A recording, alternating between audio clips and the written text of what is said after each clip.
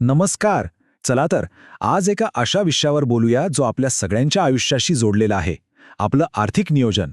आणि सुरुवात एका अगदी सामान्य पण खूप महत्त्वाच्या प्रश्नापासून करूया. असं होतं ना अनेकदा. महिन्याच्या सुरुवातीला पगार खात्यात येतो आणि काही दिवसातच घरभाडं, मुलांची फीस, वाढती महागाई या सगळ्यांमध्ये तो कुठे जातो हेच कळत नाही. पण काळजी करू नका, यावर एक सोपा उपाय आहे. ही सगळी धावपळ थांबवण्यासाठी आपल्याला फक्त एका साध्या आराखड्याची गरज आहे. एक ब्लूप्रिंट जी आपल्याला आपल्या पैशांवर नियंत्रण मिळवायला मदत करेल. चला तर मग बघूया ही ब्लूप्रिंट कशी तयार करायची.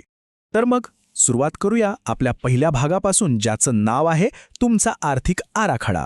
आणि या आराखड्याचा जो पाडा आहे ना, तो म्हणजे बजेटिंग. आता बजेटिंग म्हटलं की अनेक नियम आहेत, पण त्यातलाच एक खूप लोकप्रिय आणि सोपा नियम म्हणजे 50-30-20 नियम. हा नियम सांगतो की कर भरल्यानंतर उरलेल्या पगाराचे 3 भाग करा. 50% तुमच्या गरजांसाठी, 30% तुमच्या इच्छांसाठी आणि उरलेले 20% थेट बचतीसाठी. आता हे नक्की आहे तरी काय? थोडं सोपं करून सांगतो. गरजा म्हणजे त्या गोष्टी ज्यांच्याशिवाय आपलं चालणारच नाही, जसं की घरभाडं किंवा किराणा. इच्छा म्हणजे त्या गोष्टी ज्या आपण आपल्या आनंदासाठी करतो, जसं की बाहेर जेवायला जाणं किंवा एखादं सबस्क्रिप्शन घेणं. आणि सगळ्यात महत्त्वाचं, बचत म्हणजे भविष्यासाठी बाजूला ठेवलेले पैसे, मग ते अचानक आलेल्या खर्चासाठी असो किंवा निवृत्तीसाठी. अर्थात हा 50-30-20 नियम म्हणजे काही वगडावरची रेष नाहीये. काही जण तर 15-65-20 सारखे नियमही वापरतात. सांगायचा मुद्दा हा आहे की हे फक्त एक मार्गदर्शक आहे. आपल्या सोयीनुसार आणि परिस्थितीनुसार यात बदल नक्कीच करता येतो. चला, आता बजेट तर ठरलं, पैसे वाचवायचे हेही ठरलं. पण हे वाचवलेले पैसे ठेवायचे कुठे, हा महत्त्वाचा प्रश्न आहे. त्यासाठीच आहे आपला विभाग 2, तुमची बचत सुरक्षित करा. गुंतवणुकीचे अनेक पर्याय आहेत, पण सुरुवातीला कमीत कमी धोका असलेले पर्याय निवडणं महत्त्वाचं आहे. यात येतात सार्वजनिक भविष्य निर्वाह निधी म्हणजे PPF, फिक्स्ड डिपॉझिट म्हणजेच FD, रिकरिंग डिपॉझिट म्हणजेच RD, जीवन विमा आणि सोनंसुद्धा. या सगळ्यांमध्ये धोका कमी असतो आणि परतावा मिळण्याची खात्री असते.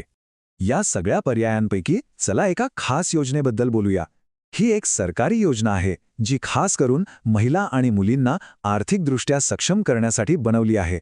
या योजनेचं नाव आहे महिला सन्मान बचत प्रमाणपत्र. इथे याची तुलना आपण लोकप्रिय PPF योजनेशी केली आहे. लगेच लक्षात येतं की याचा व्याजदर 7.5% आहे, जो PPF पेक्षा जास्त आहे. आणि कालावधी बघा, फक्त 2 वर्षांचा आहे, तर PPFचा 15 वर्षांचा असतो. म्हणजे कमी वेळेसाठी हा एक उत्तम पर्याय ठरू शकतो. ठीक आहे, बचत सुरक्षित झाली, पण फक्त बचत करून भागत नाही.